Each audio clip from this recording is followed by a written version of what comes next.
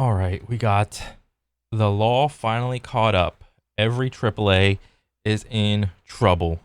From your boy, Abellular News. Oh shit, what's going on with the law in AAA? Welcome back, everyone. Today's video is a true bombshell for the games industry. This is one of those things that can have true impact, so let me explain. What just happened is the European Union just rewrote the rules on premium currency in games. Of course, that's the home of Ubisoft, of CD Projekt, of DICE, of Remedy, and so many other companies. Project of DICE, of Remedy, and Why does this dude got like a sticky on the back of his head? And stickies on his shoulders.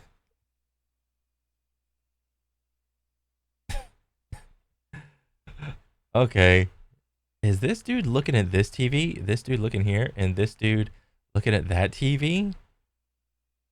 What kind of setup is this? and so many other companies.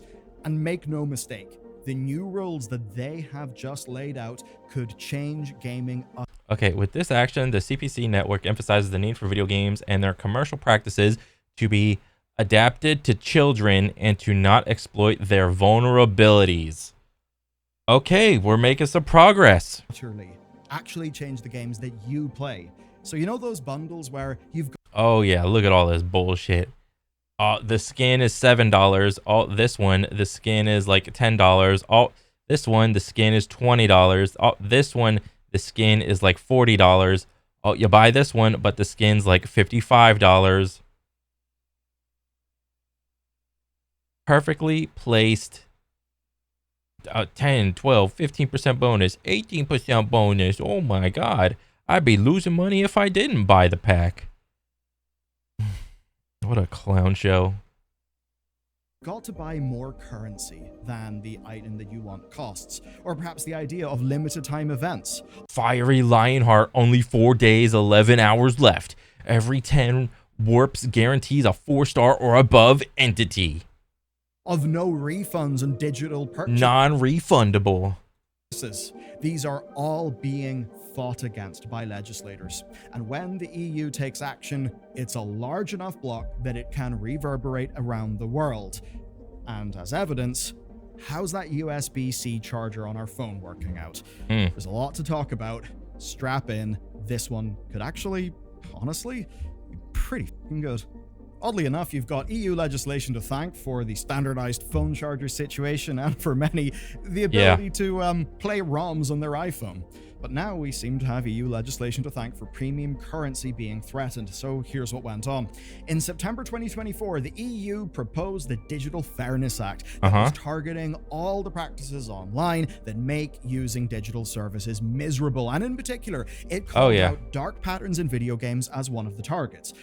Dark patterns in online interfaces that can unfairly influence their decisions.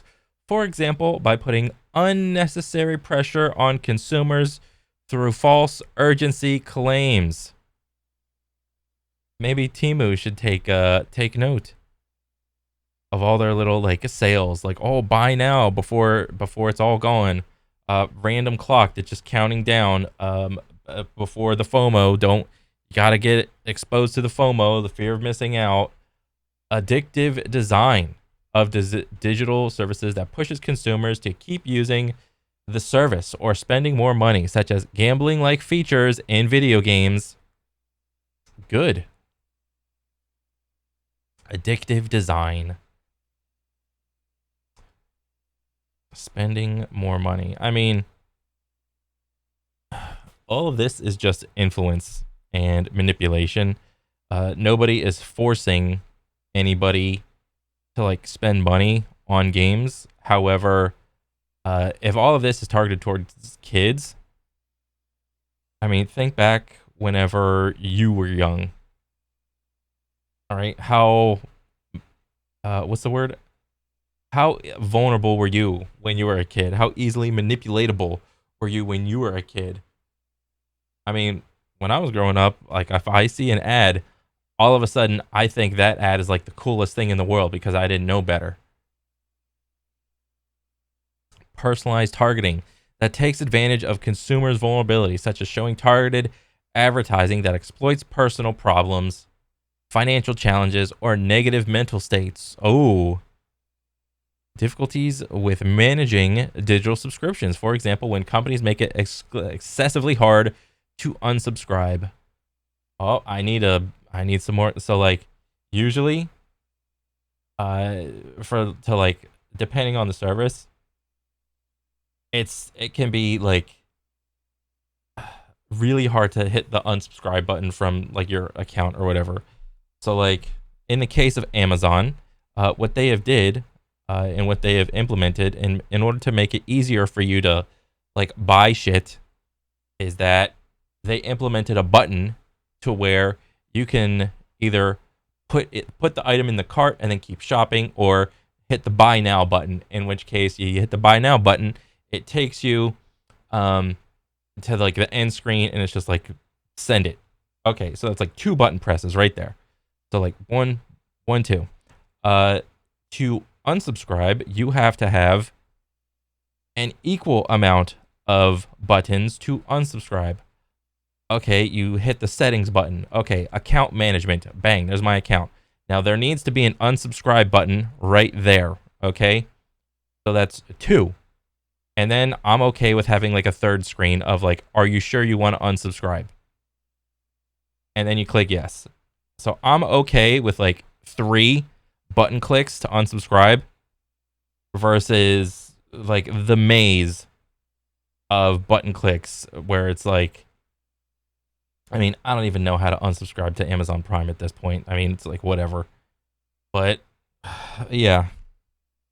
Problematic commercial practices of social media influencers. Ooh, that's a big one. Some of these practices may already go against existing EU consumer law and other EU law. For example, the Digital Services Act and Audiovisual Media Services Directive. Okay, I don't know what either of those are. So what is this? Problematic commercial practices of social media. So what is this, like sponsored ads from like Joe Schmo YouTube bro or Twitch bro? And that's basically the gross manipulative techniques that trick and strong arm money out of people, obviously, especially applying to people who are not yet adults. And this is fairly weighty because in the EU alone, games are obviously big business. Yeah. Revenues have been going up in the EU. Online game spending in 2018 represented 74% of turnover coming from online revenue, and 83% by 2022. That's all of those fun, dark patterns actually working and getting digital currency money out of people. But those dark patterns target the most vulnerable people the most. And there's no one more vulnerable in the eyes of the law than children. Children who spend an average of €31 a month on online games, according. Damn, average claimed spend per month on in-game extras has decreased from 39 EU in 2023 to 31 this year. Oh shit. I wonder why. Claimed average spend per child amongst parents whose children spend money in game. Okay, so in order to be in this chart in the survey, you have to spend some amount of money in game. So already it's like you're taking everybody that plays, all the kids that play games. Okay, bang. Now you have to section them off to, okay, all the kids that play games and spend money in game. But like, what does that mean? Does that mean like you play like a free to play game, but like it's live service and then there's like microtransactions? Or is this talking about like you just buy a game, like a $60 game, and then that's the end of it? I mean, I'd be curious. Total parents whose children spend money in game. So the brown is a lot of money and the light is less money. So in 2024, there was a good amount of kids spending $1 to $20. 2023, a little less. Percent spending in game in 2020 is about 78%. Okay, in 2019, there's 75%. I mean, it's all over, like 60 to 70% plus. Like about 70% spend at least $1 to $20 or euros per month. This is per month. And then extrapolate that to over a year. I mean, that's not nothing. And that's just like one kid. According to data from Video Games Europe.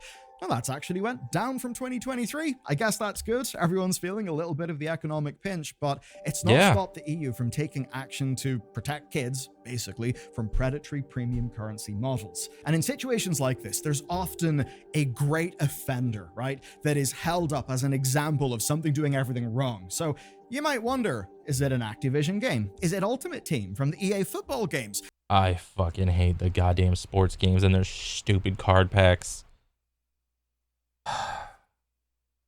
Maybe it was Roblox.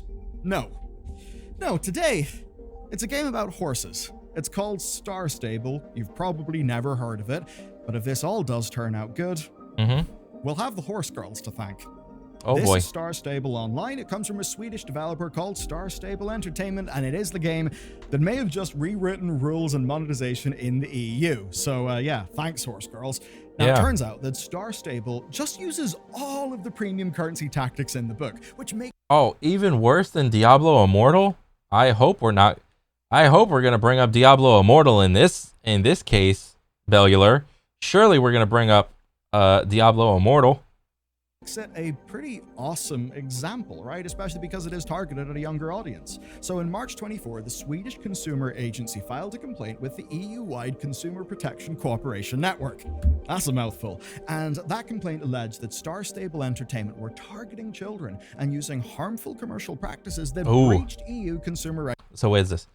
Star Stable reported advertising aimed at children with misleading currency and purchase prompts. The popular online game Star Stable tries to get children to spend money. This is what Sweden's consumers think, who are now reporting the game to Swedish Consumer Agency. As a child, you should be able to play without risking being cheated in this way, says Sinan Akdad from the nonprofit organization. Regulations. Now, the findings corroborated much of those allegations. They found that the game made direct appeals to children in their findings. Okay, following a complaint by the Swedish Consumers Association, the CPC network, coordinated by the Commission, has launched a coordinated action requesting Star Stable Entertainment AB to provide information on commercial practices that children might encounter in their game. Star Stable Online. The CPC network's assessment of the reply provided by the company identified a number of practices that violate the EU consumer protection legislation and that could be particularly harmful to children, such as... Corroborated much of those allegations. They found that the game made direct appeals to children. Direct appeals to children in their advertisements, the use of pressuring techniques such as purchase through time-limited practices, a lack of clear and transparent information, failure by the company to ensure that the influencers promoting their products clearly disclose commercial content. Damn. Children in their ads, that they were using pressuring techniques like FOMO, which is particularly despicable when it's not, on adults, and there was a lack of transparency on purchases and loads more things. Yep. I mean, here's an example of one that's particularly rough. They were responsible for influencers promoting the game to kids without any disclosure of the spending risk. So, spending risk. So there's probably gambling mechanics in there. There's probably many different forms of in-game currencies that you spend like real money on, euros. So you spend like €5 and then that gets you like a $600 dues. And then you convert the dollar dues to crystals and then the crystals to gems and then the gems to like stars. And then each one has a conversion rate. And what that does is that once you go like so many levels into like all these different currencies, you lose your sense of value of what your dollar or euro actually gets you in the video game. The more currencies in video games, the less you really know or understand what the value is of like everything that's going on in the game, which is ultimately just zero. Everything is just ones and zeros, guys. That's all it is. In short, it's bloody well damning. Star Stable Entertainment now have a month to address complaints and propose solutions with their game, but what matters for our purposes today is the Consumer Protection Cooperation Network, we can just call the CPCN. They have laid out what they want. So I'll spell it out via an example. This is what should happen in the ideal world. You, dear gamer, want to buy yourself a new horse. I want to buy a new horsey. Don't make it cost like 15 different types of currency. If I want to buy the Dartmoor pony, say don't. This is not the price. It's not 300 star circles. All right, that's stupid. How much is 300 star circles cost in euros? Okay, if I want the Dartmoor pony, it's tell me directly. It's gonna cost me 2 euros. Period. See that your new horse costs 300 star coins. The store tells you that's around £5, so it just lets you buy 300 coins exactly.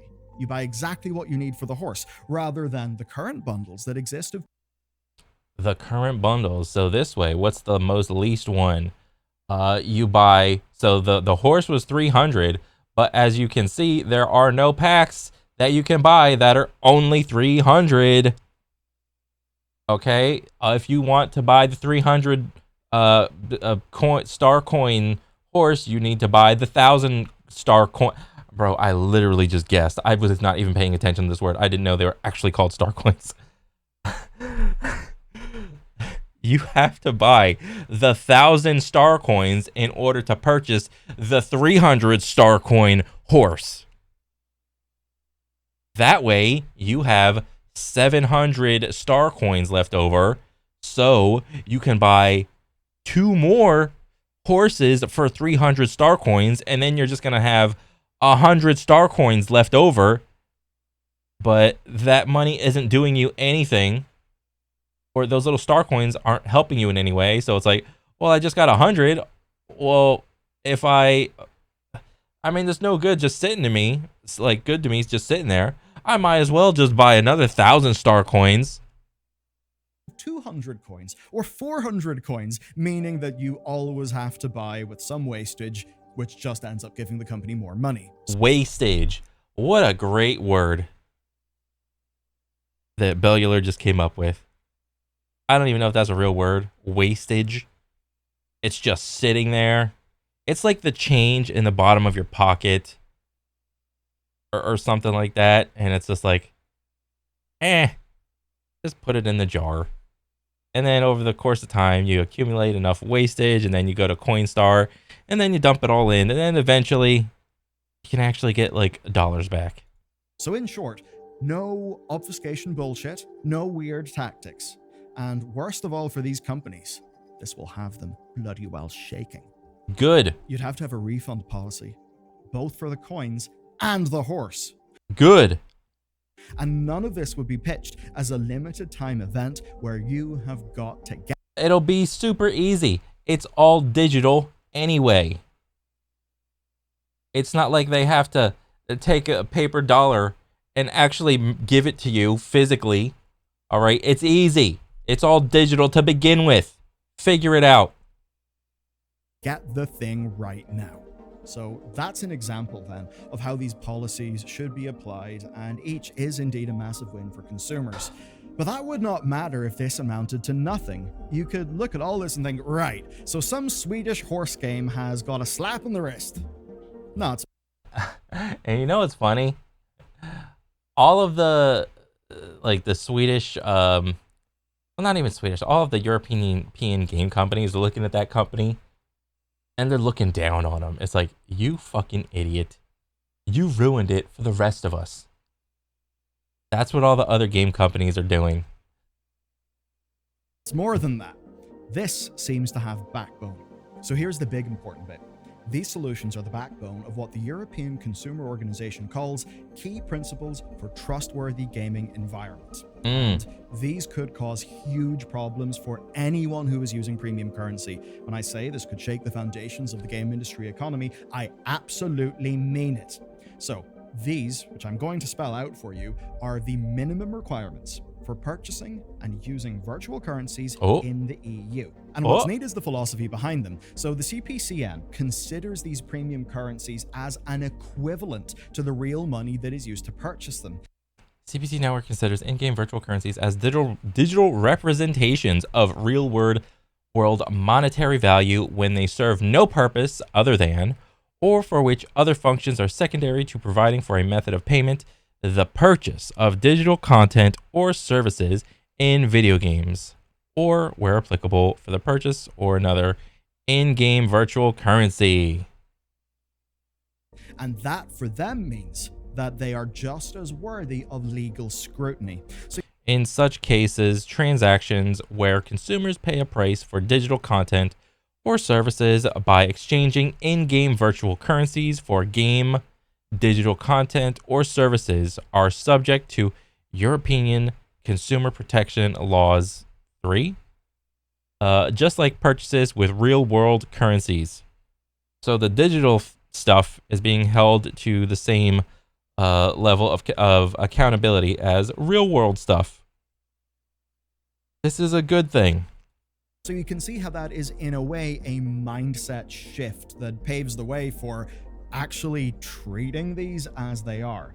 So just think about the last game that you played that had a premium currency in it. Whatever that game is, I want you to keep it in mind. And with that in your mind, I'm now going to go through the various different practices that this targets. Jesus, this game is like weaponized saturation and glowing effects. Holy shit, dude. So, prices for premium currency packs that are a little more than the available product. So you've this is the wastage right here. You got 37 diamonds just sitting there, and you can't really buy anything with 37 diamonds, it seems. Well, maybe you can because they're selling packs of 20. Sword of Destiny requires level 20, but it costs 750 diamonds. Meanwhile, you can't. There's no packet where you can buy just 750 diamonds. I would have to. What is this? A 6? I would have to buy the $18 or 18 euro pack. It's the second highest pack. If I want to buy the Sword of Destiny. And this is like the most basic chat GPT ass looking fucking sword I ever fucking seen. Are you kidding me? This is dog shit. Like, this is an attempt to World of Warcraft the item and chunkify it. But this is like the most minimal effort bullshit I've ever fucking seen. This is embarrassing. And then you want to charge me like $18+ euros for this piece of garbage? I can make ChatGPT make a better one than this. Got to buy extra coins, extra gems, whatever it may be. Obfuscation of how much currency is worth by always pairing currency with other items or multiple currency options. As an example, I think World of Warcraft may actually fall for that because expansion upgrades. Trader's Tender. Okay, base edition 500. Heroic edition 750. What is this? Trader's Tender. I have no idea. Epic edition 1000. Upgrade from base to heroic. Upgrade from base to epic. Upgrade from heroic to epic. Like, you're just telling me the differences from like base to whatever or heroic to whatever. Like, why do I even need these? Because it includes Trader's Tender in one of the new mount bundles. I didn't even know this was a thing. Well, I think I did, but I forgot about it. Some stupid ass thing. Currency in WoW. Like, Jesus. And what is this? Is a bike on a broom? What is this? Like an attempt to merge like Harry Potter with like biker gangs? This is stupid. Another one a complete lack of a refund option for making currency purchases or even for in-game items. So there would have to be a refund policy. That's something none of us are used to in these games. Also, FOMO practices to encourage buying, those are going to be looked at, so some of those may no longer be allowed. No more timers. No more limited time offers. There's nothing limited about a digital product. It's ones and zeros. You make it on the little art program, and then you import it into the game. There's nothing scarce about that. And all of these practices are now something that the EU can hold against developers and publishers, even more so if the parental controls of said game are not up to scratch. So it's less a case of me saying, can you think of any game that falls into those categories? And a lot of online, live service games, a lot of free-to-play games. Yeah, that's a lot of games. It's more me saying, can you think of a game that doesn't fall into those criteria? Oh shit, that's actually, that's kind of tough. It's fairly humongous, which might indeed be the point here. We know this is something the EU have been thinking about in other circumstances than just Star Stable. As an example, in September 2024, the European Consumer Organization published a report on popular online games, and in that report, they targeted Diablo 4, EA Sports FC 24, Minecraft, Fortnite, and a bunch of others, and it was all about how the virtual currencies work. They were not thrilled on what they found in those games, right? Because many of them, well, they did the same things that, Star Stable.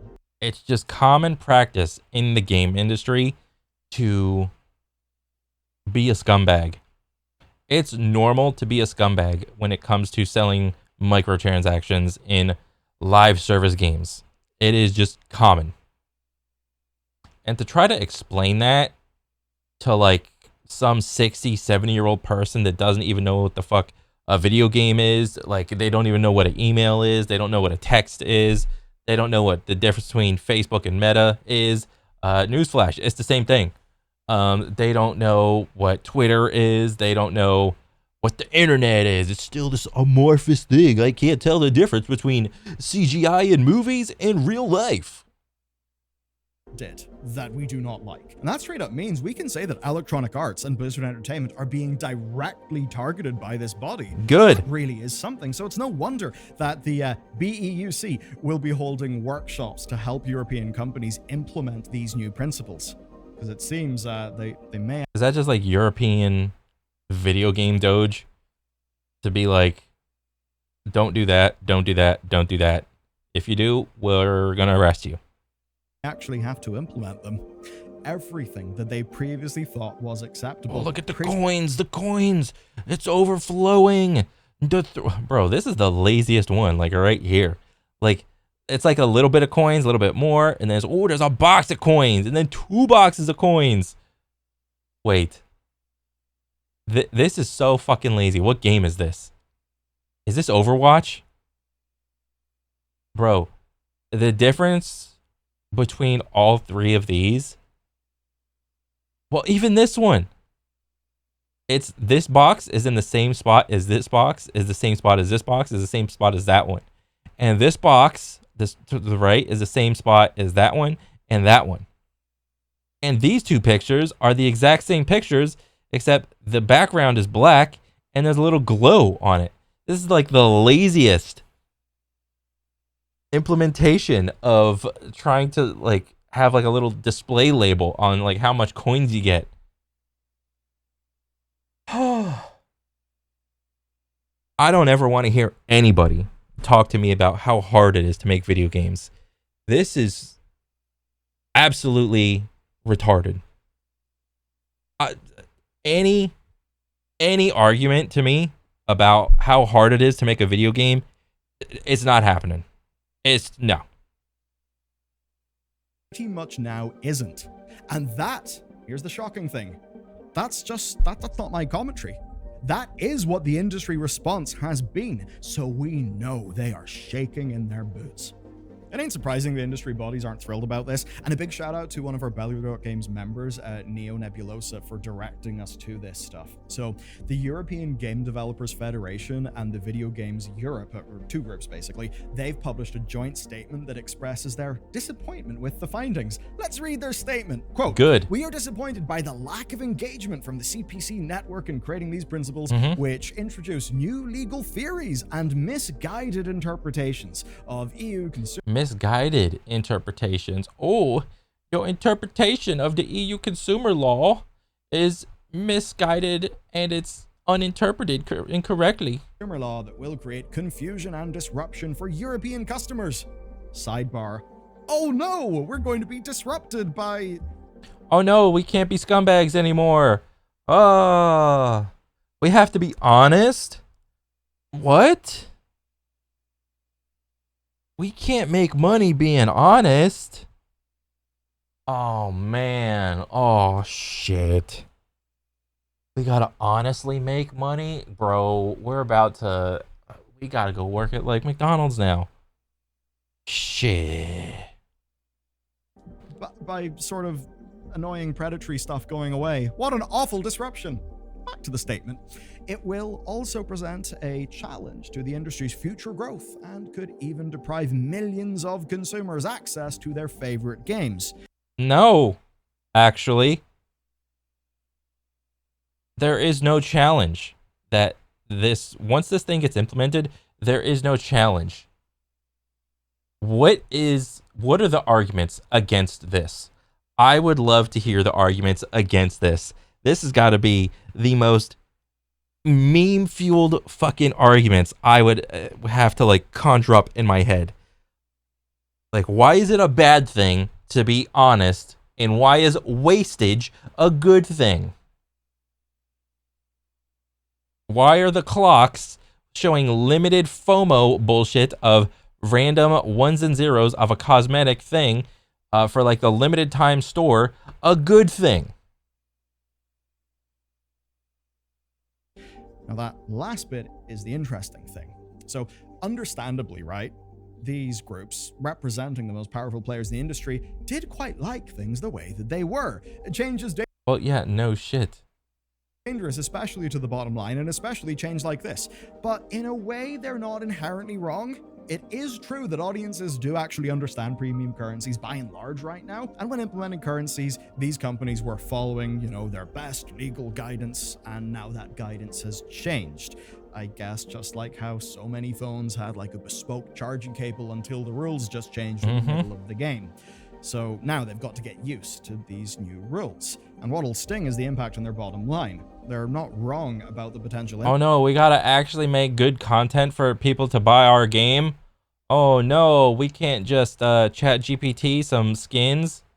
We can't just AI generate some skins anymore and just charge like $30 for like a little prompt that I made in like 2 minutes. Oh, what am I gonna do? Impacts of all of this. Now, big companies like Ubisoft can probably absorb the costs of any legal challenges or damage from rebuilding their premium currency systems. They'll probably spend a whole lot to try and figure out ways around these principles. As for smaller companies, well, they may not find that so easy. But where things will be dramatic is the group's final warning, because it's the most threatening one. It's the idea that players in the EU may just be locked out of video games. They'd say with a game like Overwatch, right, that they would simply choose to geo-restrict access to the game rather than change their monetization model or... Wow. And people will still play Overwatch despite its dog shit history. What a clown show. This is absolutely hilarious. to just continue the game as normal and risk EU lawsuits. It could just be they look at the EU and think, you know what, we make enough from the States and other countries, we really don't need them. That Damn. being said, the EU population is kind People, size, and open borders. Population, more than 448 million inhabitants, who account for 5.6% of the world's population. So this is what, EU? You're going to lock yourself out of like 4.5 million people that you simply, because you can't make a little bit of extra money off of them, you're just gonna be like, no, if we can't make a little bit of extra off of them, we don't want any off of them. Like, what kind of logic is that? That's so stupid. Huge. Overall GDP is obviously a very, very flawed metric, but as an example, right, just Googling. It's not about the act, Cornel. It's about the principle. I want the maximum amount of money in my Overwatch pocket. All right? It's about a clashing of morals and ethics. This year in 2024, the EU's nominal GDP was about 17.9 trillion and 1/6 of global nominal GDP, which is quite a lot of money, and a hell of a lot of that GDP globally will be in other countries like, say, China, where a lot of these companies will not be able to go in and directly monetize. That could actually mean that they will feel the need to change. And in a way, there are two wolves inside me who are fighting, right? I suppose one of them is the pragmatic wolf. The other one is the almost like the last vestiges of some. I really need to hear like a good faith argument why it's good to have like in-game currency options that exceed and do not match with the in-game prices specifically for certain skins. Like, why can't I buy just that skin with the exact perfect amount of real-world money? Like, what is a good reason why I have to spend like $20 on a $15 skin? What is a good reason? Tell me.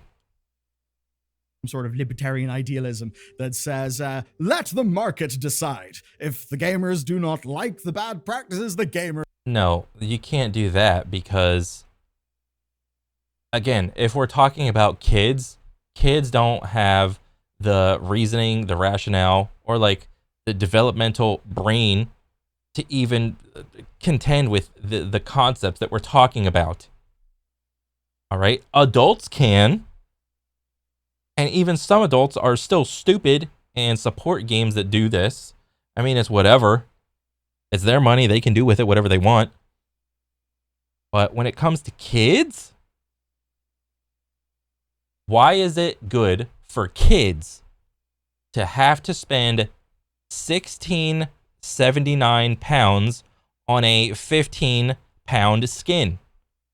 Why is that a good thing? Kids shall not partake in them, and the market will solve the problem. And I wish that was true, but I feel there's almost a faux idealism in so much of that, because these psychological hooks, these psychological triggers, they do actually work.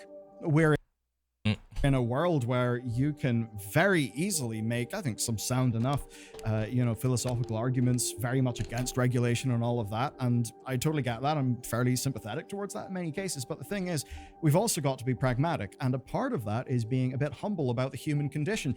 And the fact of the matter is, these practices are not popular. People do not like them. Yet, people's behavior does continue. And these obviously are bad.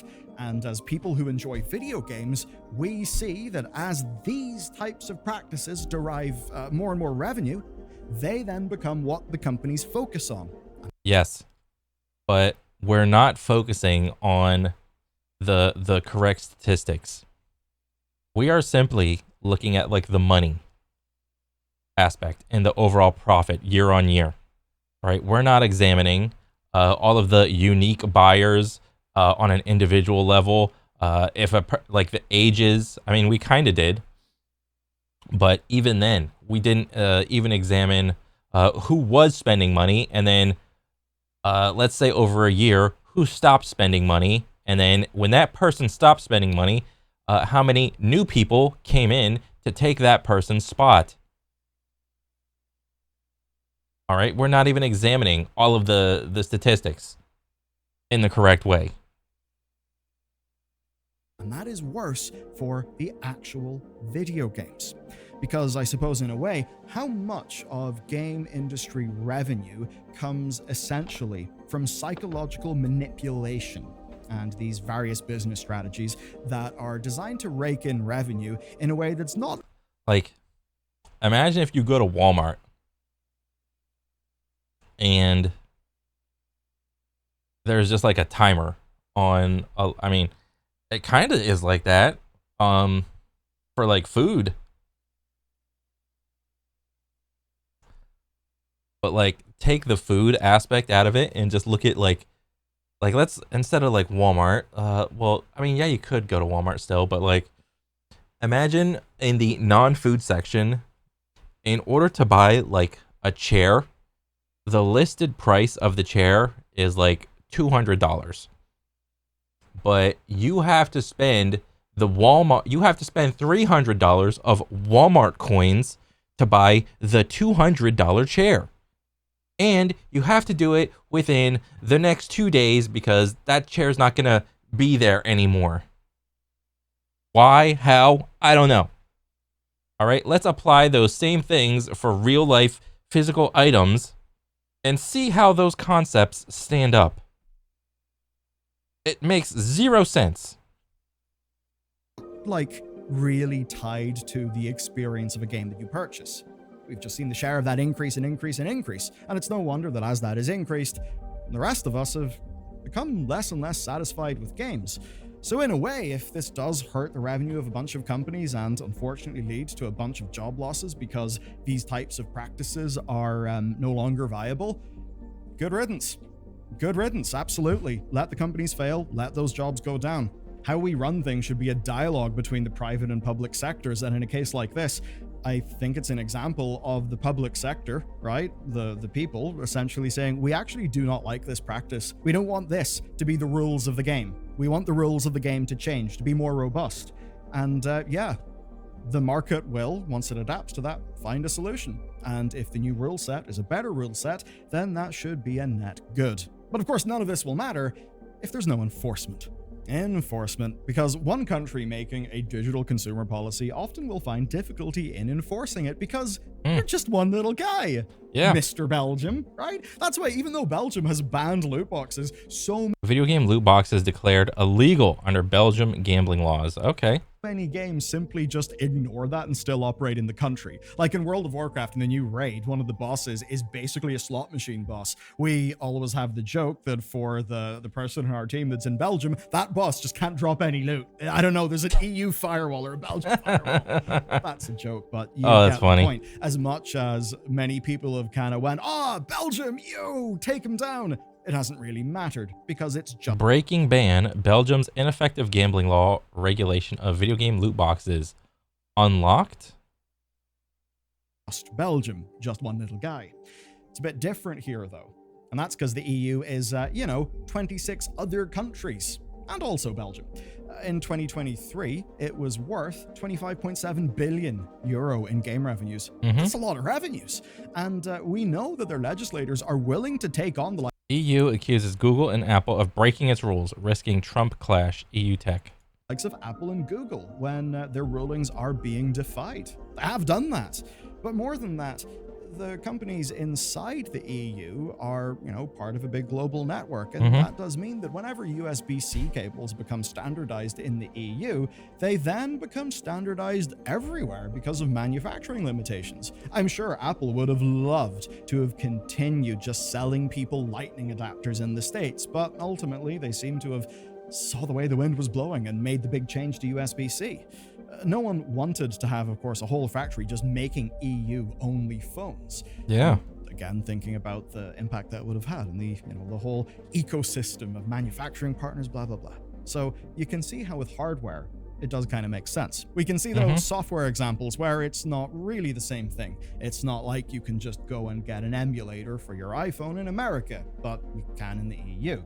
So the question then is, will developers want to risk losing a large slice of that EU-derived money? Or will they simply have to ship a cut-down and less exploitative version of their in-game monetization to European countries? If so, it puts them in a fun little dilemma where the American gamer may get a transparently worse deal than 100%, because there's no way that you can have the dog shit monetization practices in America, but over in EU everything is quote unquote honest.